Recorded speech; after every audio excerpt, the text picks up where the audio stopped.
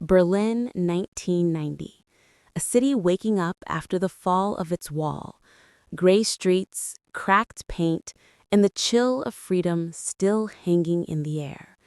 And through that frozen light, she appears. Tall, ethereal, her endless legs cutting through the mist like something out of a dream. Her face, sculpted and silent. Her eyes, like shards of winter glass. They called her the Ice Queen. Photographers whispered, "She isn't real, she's carved." In an era ruled by Kate Moss and Shalal Harlow, Nadja Auermann didn't need to smile or speak, only to exist.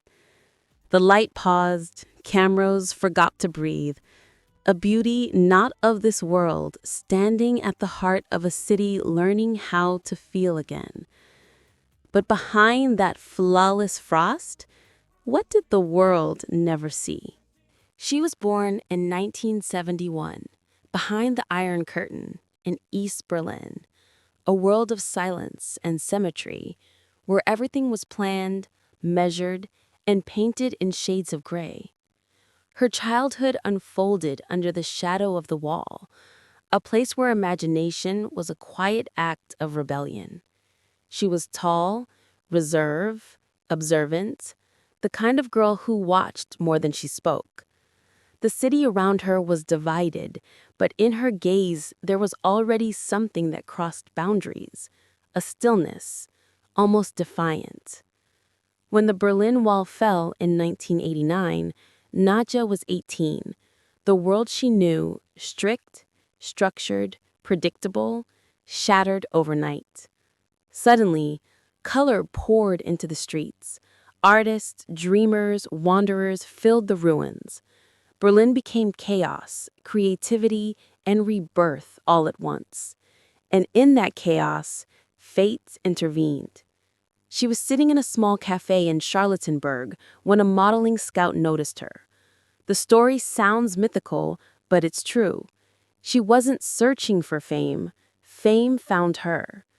Within months, she signed with a modeling agency in Paris. Soon after, she walked into the studios of Peter Lindbergh and Helmut Newton, names that would immortalize her image. The girl from a divided city was suddenly standing at the center of a new world, where beauty was no longer about warmth, but power, distance, and mystery. Nadja didn't just arrive in fashion. She changed its temperature. By 1993, fashion was restless.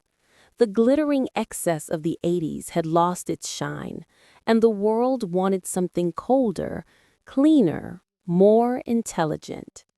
And then, from the newly liberated streets of Berlin, came a woman who seemed to embody the future. Nadja Auermann didn't walk into fashion, she altered its atmosphere. Her rise was meteoric.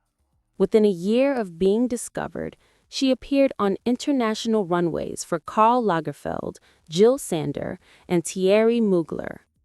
In Paris, her first season stunned critics. Her poise, her symmetry, her detached grace. Designers described her as mathematical perfection. Helmut Newton, the master of cinematic eroticism, saw her and declared, "This is the woman I've been waiting for." Through his lens, Nadja became an icon, not of seduction, but of control. Her portraits of her, cool, immaculate, and almost dangerous, captured the exact moment when the supermodel era shifted from glamour to geometry. By 1994, she was everywhere. Covers of Vogue, Harper's Bazaar, and Elle, sometimes within the same month. Her face defined the aesthetic of the decade, the meeting point between power and detachment. When she appeared on a magazine cover, sales rose. When she opened a show, the tone of the season changed. Karl Lagerfeld adored her. Gianni Versace dressed her like a living statue. At Mugler, She was otherworldly, walking through smoke and metallic lights like a goddess from a chrome planet.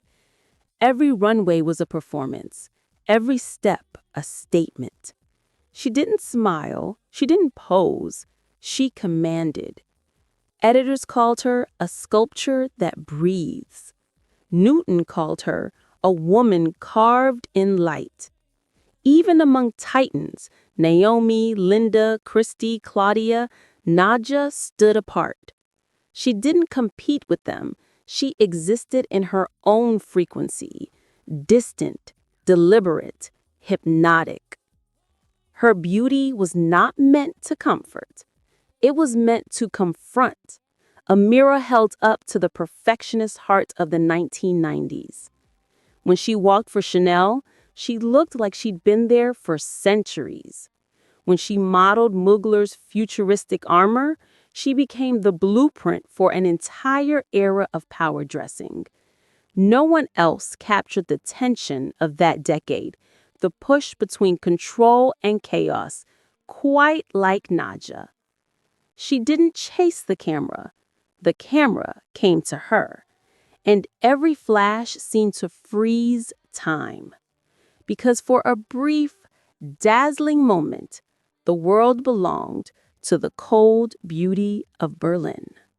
At her peak, Nadja Auermann seemed untouchable, flawless, composed, a vision of control in an industry built on chaos. But perfection in fashion is both armor and prison. Behind the icy image, she was growing restless. The world saw the covers, the campaigns, the runway lights. What it didn't see were the nights of exhaustion, the constant scrutiny, the loneliness that came with being the most beautiful woman in the room.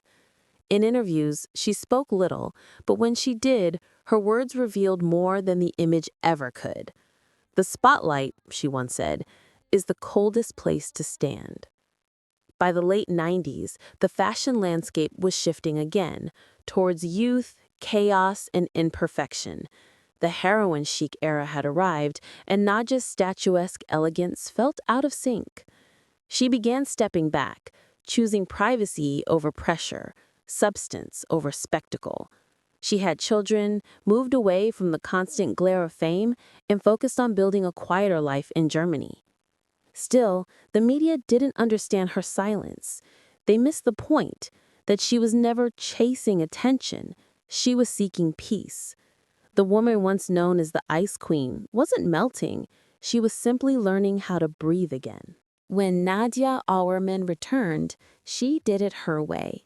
Quietly, gracefully, without the need to reclaim anything. There was no grand comeback, no glossy announcement. She simply appeared again, as if time itself had been waiting for her.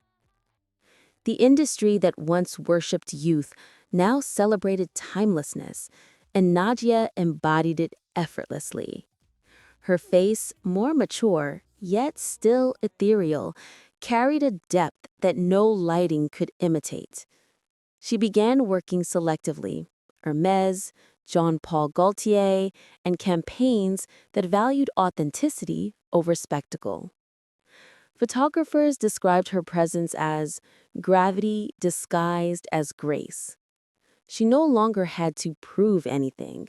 Her silence spoke louder than any catwalk. In interviews, Nadja reflected on fame with an honesty rare in her generation. "I never wanted to be famous," she said. "I just wanted to create something beautiful." Those words redefined her story. What once looked like retreat was actually self-preservation.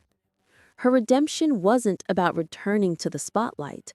It was about mastering the art of disappearing and knowing when to step back into the light. More than 3 decades after her debut, Nadja Auermann remains one of the most unmistakable faces in fashion history. Her legacy is not defined by noise or fame, but by stillness, control, and mystery. In an era obsessed with perfection, she was perfection, but on her own terms. Photographers still study her lines, her geometry, the impossible balance between fragility and dominance. Helmut Newton once called her the living definition of discipline and danger, and that description has never faded. To younger generations, she represents a time when beauty was not about relatability, it was about transcendence. Nadja never tried to belong. She existed between worlds, east and west, warmth and ice, fame and anonymity. And that is where her power still lives, in the quiet space between distance and desire. In the end, she wasn't just the cold beauty of Berlin. She was its mirror, reflecting both the fragility and the strength of a city learning how to be whole again.